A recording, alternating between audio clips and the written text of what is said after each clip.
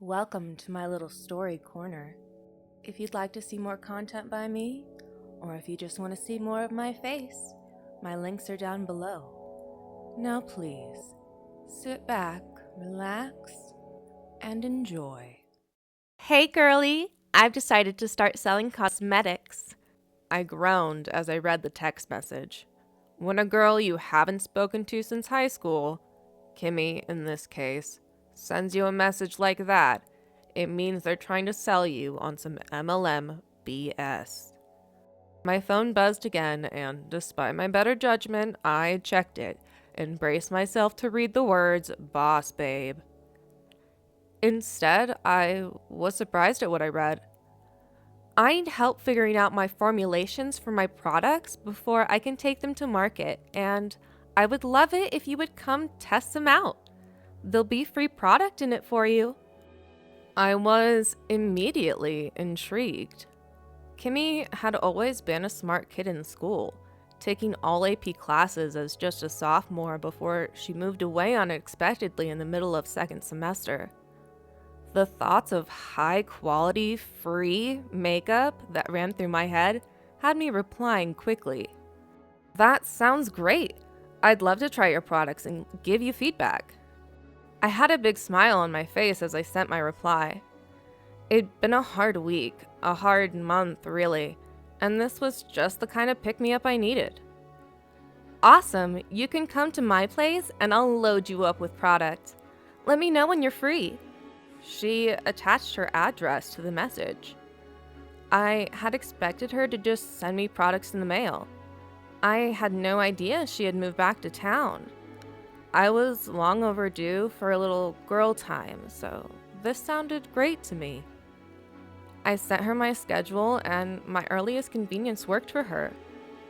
I showed up at her place a little early with a clean face and a big smile. I'd barely rung the doorbell when she answered the door, looking every bit as excited as me. After a quick hug, she led me to her living room. Clean makeup brushes and mirrors were already set up. "Do you want a glass of wine before I start working on you?" she asked, already heading to her attached kitchen. "Yeah, that'd be great." Kimmy and I had never been close, so the upfront hospitality was a nice surprise. She returned with 2 glasses, and I happily accepted the one meant for me. I sipped as she started pulling out the cosmetics she was going to use on me. The feeling of the brushes on my face as she started to work felt so soft and relaxing. I closed my eyes to get lost in the feeling. I didn't catch myself falling asleep. I woke up to the feeling of my right eye being forced open. Kimmy was standing over me, dressed in a lab coat with gloved hands. She dropped some sort of liquid into my right eye. It stung, but I was too groggy to effectively fight her off. As I helplessly struggled, I realized I was restrained by my wrists and ankles. Kimmy crawled off of me and hopped off of the metal table where I was laying.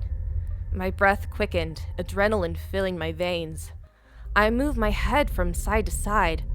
The room was unfamiliar, brightly lit and severely medical. What the hell was going on? "Oh, calm down," Kimmy chided. She placed the vial of liquid she'd used on my eye on a nearby metal table. "You agreed to help me test my cosmetics after all." "What are you talking about, you psycho?" I wanted to sound angry, but I just sounded scared. Kimmy tisked and shook her head. "It's not my fault you didn't ask more questions." Before I could get another word out of my mouth, she walked out of the room, shutting a loud, heavy door behind her. I screamed. I screamed for maybe an hour, but the room had no windows, meaning I had no way to keep track of time. When my throat finally started to hurt and my voice weakened, my screams were replaced with my tears. How was I going to get out of this? What was she going to do to me? Had she already done it? I looked around the room with blurry eyes and caught sight of the vial Kimmy had left on the table. I strained my eyes to try to read the label, but the tears prevented my eyes from focusing. Before the tears could end, this gnawing itching started in my right eye. It started mild and manageable. I didn't pay attention to it. I had bigger things to worry about. I blinked away the last of my tears and once again turned my attention to the mystery vial on the table. I fluttered my eyes and squinted, trying to make out the label, but something was wrong. I still couldn't read it. My right eye refused to focus. The itching was quickly getting worse. It wasn't long before the feeling completely overwhelmed me. The sensation was like spiders crawling all over the back and inside of my eye. I blinked my eye rapidly in an unsuccessful attempt to feel any relief from the feeling. The itching soon turned to a searing pain, and my sight in that eye started to fade. If my hands hadn't been restrained, I can't say I wouldn't have tried to claw my own eye out of its socket in an attempt to stop the torturous feeling. Just when I thought the pain couldn't get any worse, I started to feel the same stabbing sensation spread to my brain, like tree roots cracking through concrete. I screamed for what felt like ages, my blown-out vocal cords squeaking and cracking, only stopping to cough and gag. Eventually, noise almost stopped coming out of me completely because my voice was so shot. That didn't stop me from trying to scream. I simply couldn't stop. My arms and legs fought against my restraints till my wrists and ankles were left raw and bloody. Adrenaline kept my body struggling far past its breaking point. I didn't stop fighting till my body shut down from utter exhaustion. I don't know how long I laid there in utter agony. I was covered in my sweat and other bodily fluids I didn't have the consciousness to remember or identify. All there was in my mind was pain. I silently begged for death, just so it would end, and eventually, I got my wish. Kimmy's log number 87. Subject number 6 lasted approximately 36 hours and 32 minutes before expiring after the serum was administered via dropper directly into the right eye. Autopsy results show large mass of hair growth in right eye socket that protrudes through right eye and right side of brain. The mass originated from the tissue around the inside of the subject's right eye. It has been concluded that this was likely the subject's cause of death. Subject is noted to have lasted 7 hours and 52 minutes longer than subject number 5 before expiring. Further safety testing of hazards due to accidental eye exposure to eyelash growth formula is still required. Currently in contact with a possible subject number 7. I want your sickness. You see, I spend my time here. Each hour of the day and night, I sit in the shadows just to watch. I study your every move. I know your routine well, in fact. You wake up each night at 3 a.m., still shuddering from a nightmare, and drag your tired body to the washroom. It gives me such a thrill, this routine, because what you don't know is that it's not a nightmare. I am in fact only inches away from you. My skinless hand caresses your cheek. I tilt my head to breathe in the warm scent of your neck, the rushing blood pulsing through your fragile veins filling my ears. I press my cold lips to yours, and it isn't long now before you'll wake up, as you do each night. I crawl back across your sheets and hide away before you see me. Yes, I can see you've awakened now, a coughing fit convulsing through your body. A spray of red, a drained expression, You don't have much time left. Soon you'll be mine to do with as I please. As you collapse onto the mattress, I step out. I stand over you. You just stare with glazed eyes. My face rips open into a wide smile, just for you. Blood pouring from every crack and crevice of your broken body. I feel so whole now. To wrap myself with something of yours, I inhale deeply again, breathing in your lovely, sweet sickness.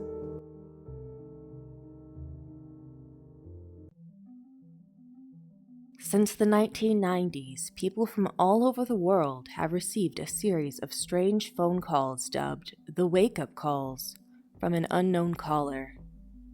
These calls, at first, according to the witnesses, seem like mundane calls from telemarketers or people calling the wrong number. Though, shortly after, usually after the third or fourth call, the calls seem to take on a more eerie and bizarre air about them. Regardless of the ringtone of the phone, these particular calls seem to be off.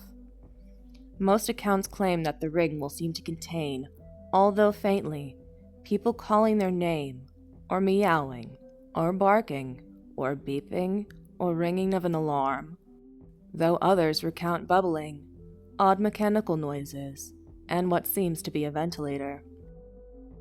As time goes on, however, it is reported that these anomalous sounds cease being faint, growing more and more until the usual ringtone is replaced entirely, or almost entirely, with these new sounds becoming the ringtone for these particular calls. Reports go on to state that nothing else new happens with the calls for a while.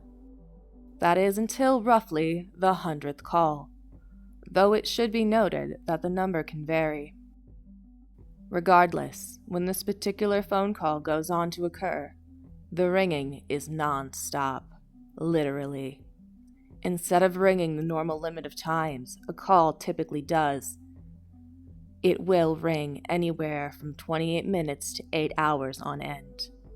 If left unanswered, the calls will stop entirely for a while, normally 2 to 3 years, though every once in a while after, they will get the same ominous call, although instead of displaying unknown caller, the caller ID will say, "Answer me." If the voicemail is set up, even if full, a message along the lines of, "I know you hear me calling, answer the goddamn phone, wake the fuck up," is said by an unidentified male voice.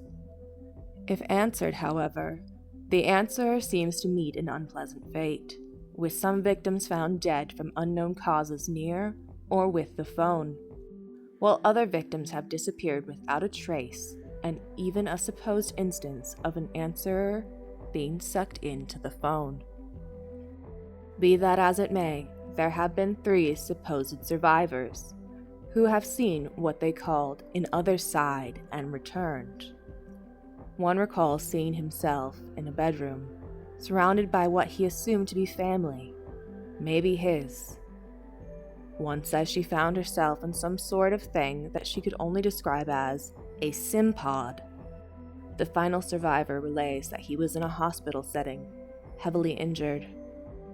While what the survivors have seen on the supposed other side are conflicting, all of them are consistent on one key detail.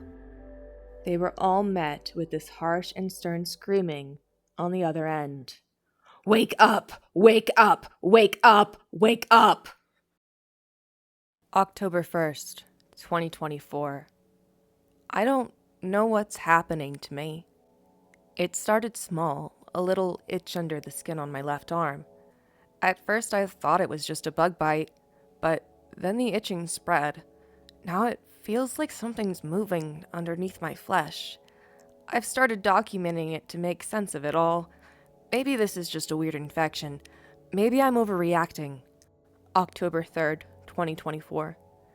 The itching has gotten worse. I woke up last night with a searing pain in my arm. In the bathroom mirror, I saw something pulsing beneath the skin. It looked like a vein, but it was moving independently, wriggling just under the surface. I tried to ignore it, but my mind keeps racing back to that image.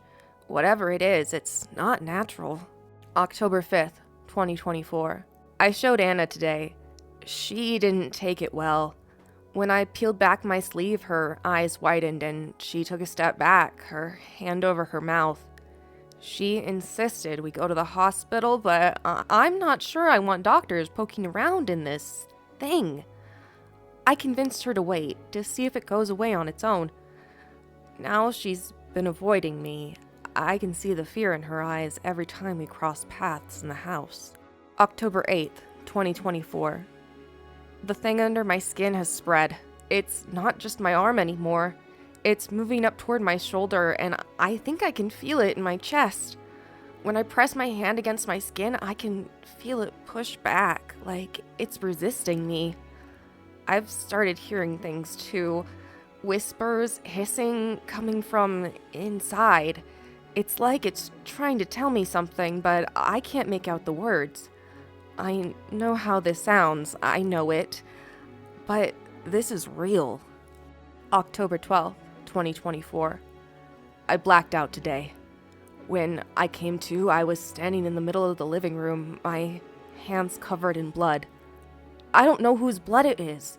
Anna was upstairs, trembling, her phone in her hand.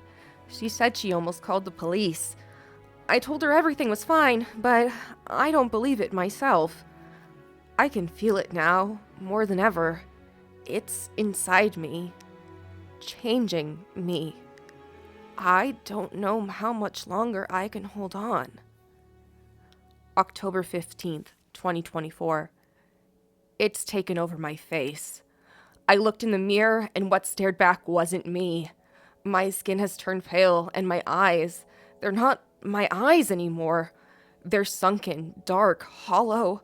Something else is looking through them. Anna tried to leave tonight. I found her packing a bag in the bedroom. She screamed when she saw me, called me a monster. Maybe she's right. I don't know what I am anymore. October 18th, 2024. I think it's almost over. I can feel it under my skin, crawling, reshaping me. My thoughts aren't my own. Sometimes I hear myself speaking, but the words that come out aren't mine. I tried to write them down, but they don't make sense. Just fragments, broken thoughts, like someone else is using my hand to write. I'm scared. I'm so scared. October 19th, 2024. I don't know who I am. I don't know what I am. I can't remember the last time I felt like me. The thing inside me, it's stronger now. It whispers all the time, tells me things. I think it wants to get out. I don't know if I can stop it. I don't know if I want to. October 20th, 2024. Anna's entry. I found this journal today. I don't know why I'm writing in it. Maybe to keep my sanity. I don't know what happened to my wife. She's not herself anymore. She's not human. When I looked into her eyes this morning, they were black, void of life, and her skin was stretched too tight over her bones. She spoke, but it wasn't her voice. It was something else. Something cold and hollow. She came at me. I don't know if she wanted to hurt me or if she was just desperate. I had to do it. I found the gun in the closet. I didn't want to, but it wasn't her anymore. I don't know what it was. October 20th, 2024, 10:35 p.m. It took hours for the police to come. They took her body away, and they kept asking me questions. I told them everything, but they didn't understand. They couldn't see what she had become. They kept looking at me like I was crazy. I'm alone now. I can still feel it in the house, like It's lingering. I don't know if it died with her or if it's still here. Sometimes when it's quiet, I think I can hear it. A whisper, hissing, coming from inside the walls. I think it's looking for a way out. I'm locking this journal away. I don't want to remember. I just want to forget. October 23rd, 2024. I haven't slept in days. Every time I close my eyes, I see her. It. That twisted face. Those empty eyes just staring back at me. The house feels different now. Colder, like the warmth left with her. I've tried to move on, to tell myself that it's over, that she's gone, but I can't shake this feeling. Something is wrong. I woke up this morning with an itch, just a small one right under my skin. It's probably nothing. Stress, maybe? But when I looked in the mirror, my stomach twisted. It was a small bump, barely noticeable, but when I pressed on it, I could have sworn it moved. I'm just being paranoid. That's what I keep telling myself. It's just in my head. Leftover fear from everything that happened. I need to calm down. I need to rest. But there's this noise. I keep hearing it at night. A faint whisper, like it's coming from inside the walls. It sounds familiar, but I can't make out the words. I need to sleep. Maybe then this will all stop. Maybe then I can forget. October 24th, 2024, 2:47 a.m. It's not just in my head. I know that now. I woke up with my nails bloody. There were deep scratches on my arm, like something was trying to claw its way out. And that itch. It's spreading. It's all over now, crawling beneath my skin. I think it's inside me. I think it found a way. I didn't remember how I got there. One moment, I was somewhere ordinary, a grocery store, maybe my car, and the next, I was standing in the polished hallway of a sprawling mansion. The floors gleamed like polished obsidian under the chandeliers that glittered coldly overhead. The place was immaculate, almost painfully so, but something about it felt wrong. It wasn't the silence, no. The silence was welcome. It was the way the air pressed down on me, thick and humid, as though the house had lungs, and I was breathing what it exhaled. I wasn't alone. My brothers were with me, talking quietly near the massive oak doors we'd apparently come through. I couldn't hear what they were saying, but their presence was grounding, familiar. I wanted to stay near them, to anchor myself to their easy confidence, but there was something I needed to do. Avoid him. It was a simple instinct, primal and urgent, like the way an animal knows to flee from fire. My father wasn't cruel, not in the obvious ways. He didn't raise his voice or lift a hand. He was the kind of man who could destroy you without ever looking angry, without ever admitting he'd done it. My father believed in silence. When I was younger, his silences had been the worst punishment of all. A wrong word, a careless mistake, and he would go still. He'd sit at the kitchen table, his hands folded neatly in front of him, his eyes fixed somewhere beyond me, as if I no longer existed. No shouting, no lectures, just an unbearable stillness, the quiet weight of his disappointment pressing down until I couldn't breathe. I learned early that silence could be worse than words. He wasn't a bad man. not in the ways people imagine when they hear someone say they're avoiding their father. He didn't drink, he didn't cheat, he didn't hit, but he had a way of making the air heavy, of draining the life out of a room just by walking into it. He didn't need to say anything. His presence was enough. My brothers always seemed immune to it. They could laugh and joke around him, their voices loud and confident, like they didn't notice how the air changed when he was near.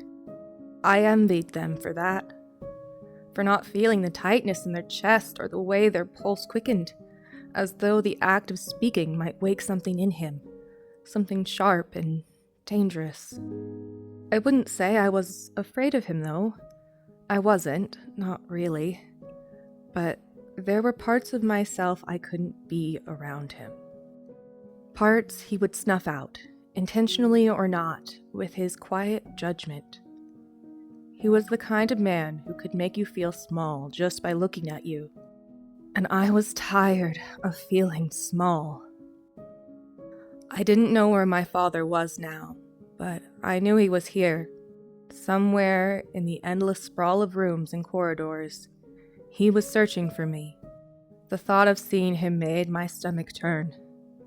There was no reason for it, no specific memory that sparked the dread. Just the overwhelming need to stay away from him. The house seemed to sense this. The walls were pristine at first, cream-colored with elaborate molding that whispered of wealth and history. But as I moved deeper, they began to change. It was subtle at first. The wallpaper seemed a little too textured, the colors a little too warm, as though the walls themselves were pulsing faintly. The air grew heavier, harder to breathe, and I caught myself glancing over my shoulder every few steps. I turned a corner and froze when I noticed that he was there, standing in the middle of the hall. He didn't look menacing, no, that wasn't it. He was just standing there, his head slightly tilted, as if he was waiting for me to explain myself. He didn't move toward me, didn't call my name. Still, my chest tightened. I ducked into the nearest room, slamming the door shut behind me. The sound of the door hitting its frame echoed louder than it should have, reverberating through the tiny space like a gunshot. My chest heaved as I pressed my back against it, desperate to put as much distance between me and the hallway as possible. I turned, fumbled for a doorknob, but my fingers met smooth, unbroken wood. No knob, no lock, no way out. The realization sank into my stomach like a stone. The room was small, so small it felt more like a cell. The walls were close, unnervingly close, and lit by a single bulb dangling overhead. Its light flickered erratically, casting jerky, shifting shadows that made the room seem even smaller. At first, I thought the walls were just poorly painted.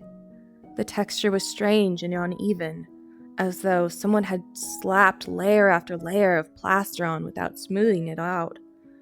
But when I looked closer, I realized the truth. I froze, my breath catching in my throat. The surface was molted pink, like raw meat, and crisscrossed with veins that pulsed faintly, sluggishly, as though something thick and viscous was pumping through them. I reached out, almost without meaning to, and my fingers brushed against the wall. It twitched. I yanked my hand back, as if I'd been burned, stumbling a step away. My skin crawled, a wave of nausea rolling through me. The wall hadn't just twitched, it had moved. A ripple passed through the surface, like a muscle flexing, and the veins seemed to swell, their faint pulse quickening. The air grew heavier, the room warmer, and the faint smell of copper, sharp and metallic, filled my nose. I pressed my back against the far wall, trying to put as much space between me and the fleshy surface as I could. But the wall behind me wasn't any different. It was warm, unnaturally warm, and as I leaned against it, I felt it give slightly, as though it was soft, pliable. I jerked forward, breathing shallow, the bile rising in my throat. The walls pulsed again, harder this time. I watched, horrified, as the surface seemed to shudder, little ripples spreading outward. It wasn't just flesh. It was alive. The realization struck me like a hammer, and I clenched my fist to stop my hands from shaking. The veins bulged, swollen and throbbing, and the walls themselves began to move. They contracted slowly at first, just a slight inward shift, but then the motion became stronger and more deliberate. The space was closing in on me. "No," I whispered, my voice barely audible. "No, no, no." I pressed my palms flat against the walls, trying to push back, but it was like trying to push against a living thing. The surface gave under my hands, warm and moist, and I recoiled as the flesh beneath my fingers seemed to quiver in response. The room was getting smaller. The ceiling dipped lower, the walls creeping inward, their slow, deliberate motion accompanied by faint, wet sounds, a sickening squelch with every pulse. The veins writhed now, twisting and curling like worms, their movement erratic and frantic. The air grew stifling, thick with heat and the overwhelming stench of blood and decay. My head spun, my vision swimming, as I clawed at the smooth, fleshy surface, desperate to find some hidden seam, some crack that would let me escape. But there was nothing. No door, no window, just walls of living tissue, pulsing, contracting, suffocating. The light bulb overhead flickered faster, casting harsh, jerky shadows that seemed to dance across the quivering walls. The sound of my own heartbeat thundered in my ears, and for a moment, I couldn't tell if it was my pulse or the pulse of the room itself. I screamed. I don't remember how I got out, only that I did. Somehow, I was back in the hallway, my breath coming in ragged gasps. The house was toying with me, reshaping itself in response to my panic. I took the stairs, 2 at a time, climbing until I reached the upper floors. From up here, I could see the mansion's layout, like looking at a dollhouse from above. Every room was visible, every door, every hallway. It stretched farther than it should have, the structure impossibly vast, as though that house existed outside the laws of physics. He was still down there, somewhere, wandering, waiting. My brothers were gone, out of sight, nowhere near. Or maybe they'd never been here at all. I honestly couldn't tell anymore. The thought should have felt strange, or maybe even frightening, but it didn't. It was as though they had never truly existed in the first place, like their presence had been a mirage that had faded as quickly as it had appeared. I moved carefully, staying quiet as I slipped from room to room. Most of them were empty, dustless, pristine, eerily staged. A bedroom with an untouched canopy bed. A dining room with plates and silverware laid out as if expecting a feast. The farther I went, the less sense it made. Eventually, I found her. She was sitting in a room that looked like a garden trapped under glass. Vines crawled up the walls, their leaves unnaturally green, as though painted. A woman stood in the center, her back to me. Her dress was simple, but elegant, her hair pinned up in a way that felt timeless. "You shouldn't be here," she said without turning around. "I don't know how to leave," I admitted. She turned then, and I was struck by her beauty, sharp, cold, like the edges of a blade. Her eyes locked onto mine, and I felt like she could see straight through me. Of course you don't, she said softly. He won't let you. I wanted to ask what she meant, but the words stuck in my throat. Find your brothers, she said. They'll help you, but you need to hurry. The sound of footsteps echoed through the mansion, slow and deliberate. He was coming. I bolted from the room, the layout of the mansion now burned into my mind. Every corridor, every hidden passage, every vent I could call through to stay out of sight, I could see it all. Eventually, I found my brothers near the staircase. They hadn't disappeared, but they looked different now. Older, their faces lined with concern. One of them grabbed my arm, pulling me forward. We need to leave, he said. The house began to shift again, the walls rippling like water. Doors appeared where there hadn't been any before, while others vanished entirely. This way, my brother urged, dragging me toward a narrow vent. I crawled in after him, the metal cool against my palms. The vent stretched endlessly, twisting and turning. But I trusted him to guide me. The walls were closer now, squeezing tighter, forcing us forward. Keep moving, he said. Don't stop, no matter what. I didn't stop. My chest ached, my breathing ragged, but I didn't stop. I didn't look back. The vent opened into a room I didn't recognize, bright, sterile, and empty. My brothers were gone again, and the walls were still.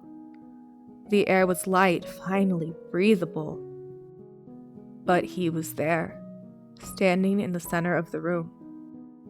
You can't escape, he said. You never could.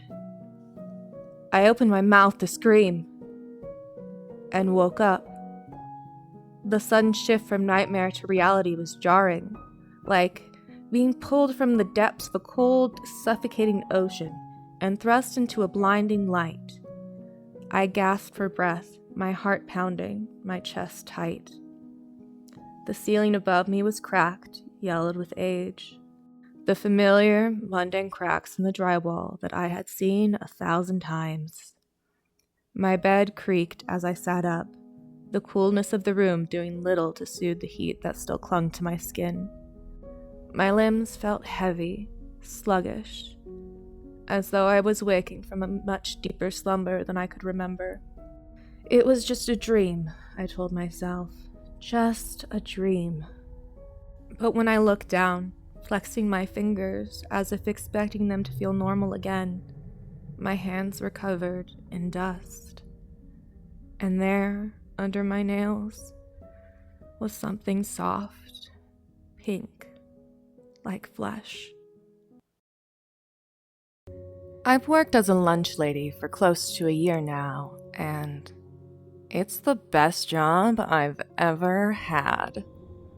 Originally, when I applied for it, I was beyond disappointed that my endless job searching had concluded with not only the high school I despised going to, but easily the worst position in it. I would have taken the school janitor if they had offered, but I didn't have any options. I was broke and had to look for new employment since the diner I'd previously worked at had multiple health code violations. And since I was a high school dropout and never went to college, finding a well-paying job had proven difficult. Normally, a school cafeteria position requires a high school diploma, but thankfully due to my experience in the food service industry, and the fact that no one else applied, I got the position the next day. To say it was a rough start would be an understatement. The pay was insulting, but I couldn't exactly argue. And the constant bitching and complaining from the kids not liking what I poured blood, sweat, and tears into made an already miserable workplace unbearable. And they never tried to hide their disdain for my food, purposely throwing away leftovers in the garbage bin closest to me knowing that I'd see it, poking and prodding the dishes like dissecting a frog in science class, And don't even get me started on the kids who ask for a vegetarian alternative. I could have just given them the fake hamburger meat that's 90% plastic and whale shit, but I chose to make them actual good meals. Like chicken quesadillas are some of my famous family chili. But it meant nothing. I'd never received so much as a single thank you. And experiencing all of this in the school that made my life hell was salt in the wound. Walking through these halls all these years later, 5 days a week, and interacting with the offspring of the parents I had to deal with in my years here is a feeling of anger I can't put into words. I searched for new jobs every day, set up meetings and everything, but I'd always end up in the same spot. I got some enjoyment though. The rare school food fight here and there would give me solid entertainment. Kids caught with weed or other drugs getting expelled would be the highlight of any day. And seeing the athletic students get all depressed when the gymnasium was closed for construction gave me pure joy. But besides the occasional smoke break and the fact that I worked by myself, this was the lowest I'd ever been. I believed this endless cycle of disappointment would never end. Until one day. My alarm didn't go off, so I had to rush into work. Unfortunately, it was Friday. Chili day. I usually come in a little early because it takes a long time to make. And I didn't have any alternative meals to make since it was the last day before the weekend. I began preparing the chili and side dishes like corn dogs and fries as quickly as possible. I was dicing the tomatoes and onions and putting it all into the pot when I suddenly realized I was bleeding. I must have cut myself while dicing the onions and somehow didn't notice. Most of the blood was contained in the disposable glove, but a considerable amount of it had already made it into the onions and into the chili. But I didn't have any time. I cleaned my wound, put on a Band-Aid, and replaced my gloves, praying that I would finish the chili in time and that no one would notice my little mistake. I finished not a moment too soon and nervously started serving it. I wasn't concerned in someone visually noticing anything, as I mixed it well and the chili normally had a reddish hue to it. But I never got to taste test it in my rush preparations. Could one of them actually tell what was in it by taste? I kept asking myself.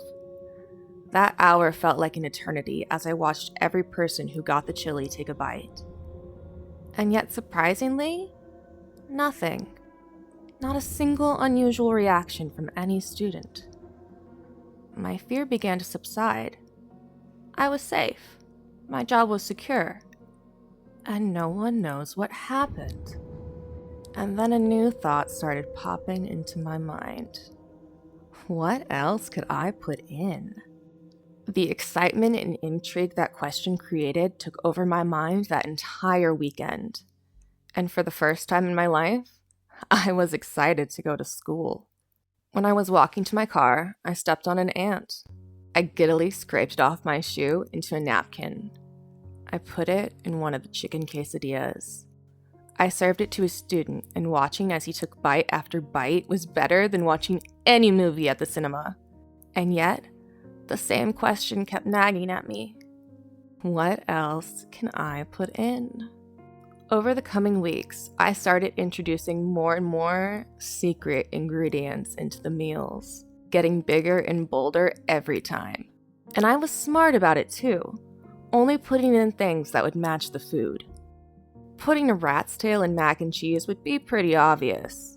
I've introduced so much into their diets, but I definitely have some personal favorites, like some rust from an old metal door in the chicken curry, diced centipede among many other insects I could find in the tacos, cigarette ashes in the clam chowder, and any recipe that requires a cup of water, I just take from the toilet.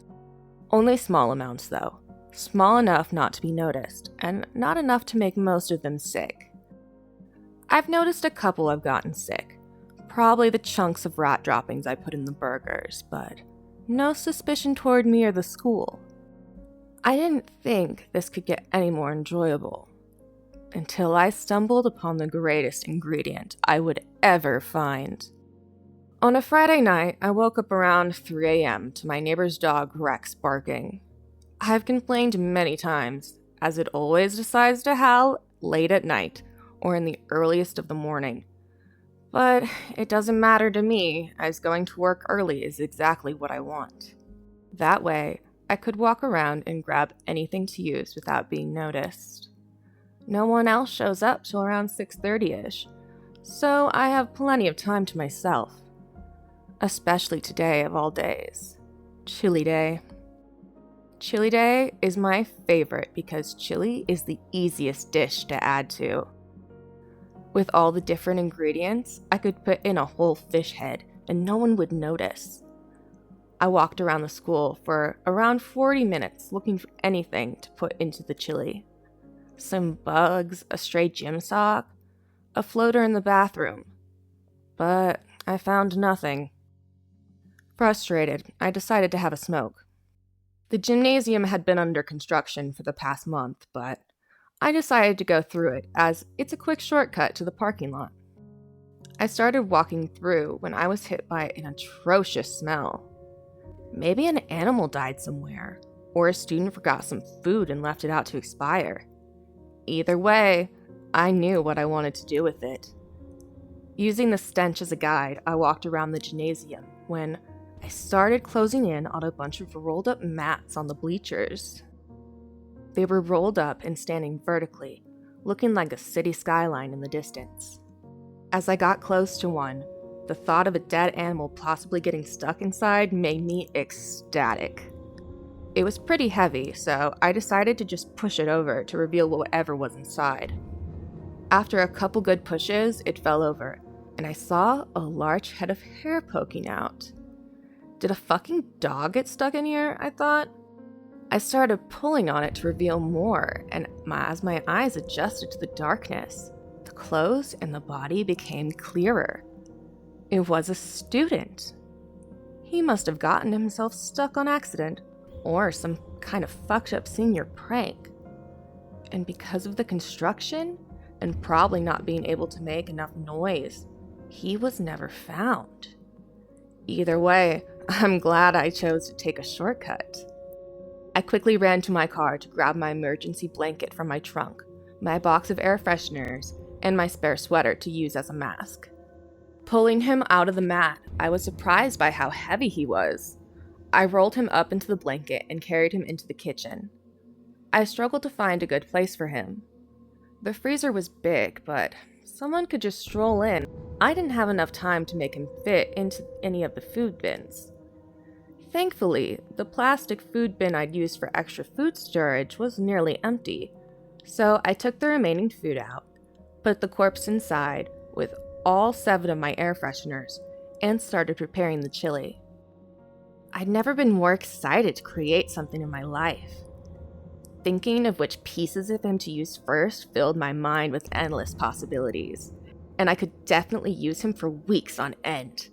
There will be plenty of him to go around, and I couldn't wait. But then the principal came in saying he was interested in how I prepare food, offering to help as he wanted to see the whole process. So, with him breathing down my neck, I just prepared the chili normally. It was too risky to put anything else in, so I just forced a smile on my face and had him dice the vegetables and put the barrel that I said was filled with extra food back into the storage room. For the first time in weeks, I hated making food. Watching the students eat the untainted food while I knew what I could have put in put me right back into the first day of me working here. But I knew next week would be special. Over the weekend, I did research on preparing cow meats and other animals close enough to human. Then I did some minor research into the inner workings of an autopsy. Risky searches that wouldn't look great in court, but I didn't care. I was too excited. And while I was doing research, I actually saw the news report of the missing kid on the TV. I thought it was strange that they would just report it now when he's been missing for a lot longer, but I'm just glad I found him first. For Monday, I planned burgers and fries. Woke up at 3 a.m. welcoming Rex's barking. Driving to work thinking of which parts to newly introduce to their palates. I started by defrosting all the beef. I would simply take one of his limbs, or half of one, and mix them into the meat and turn them into patties. Depending on the amount of decomp, I would put in whatever amount would stay unnoticeable. I went back into the storage room to retrieve my secret ingredient. But when I opened it, surprisingly, it wasn't the stench that caught my attention first. His eyes and mouth were wide open, with scratch marks all around the bottom of the lid. I guess my previous assumption was wrong, and I kept him here alive over the weekend. And the smell I encountered originally that led me to him must have just been his defecation. How he didn't wake up, or how I didn't notice he was still alive, is beyond me. But lunch is in an hour, so back to the previous plan. It was difficult to move him because of the rigor mortis. Learned about that in my research. But I just took his right arm and removed all of the meat and discarded the bones, mashing them little by little into the beef and formed them into patties. The smell while cooking them on the grill was surprisingly good, almost made me consider taking a bite myself. And as the students started lining up, I couldn't hide my happy attitude. Watching them devour the burgers, not knowing what or who was inside, made me realize just how lucky I was to be in this position, and how ungrateful I was in the beginning. Slowly integrating my friend in the barrel into their digestive tract over these past weeks has been the single greatest achievement of my life. And the best part is, only I get to know. It's been a couple weeks now. There's nothing left of him. I put the last bit of him into the chicken quesadillas yesterday, and now I'm struggling to get any sleep tonight thinking of what I can possibly replace him with. I didn't realize how lucky I was when I found him. It was perfect. He was perfect. I might not stumble upon such a lucky find ever again. But I think I just found another good alternative. As my clock strikes 3 a.m., I heard my next volunteer for Chili Day.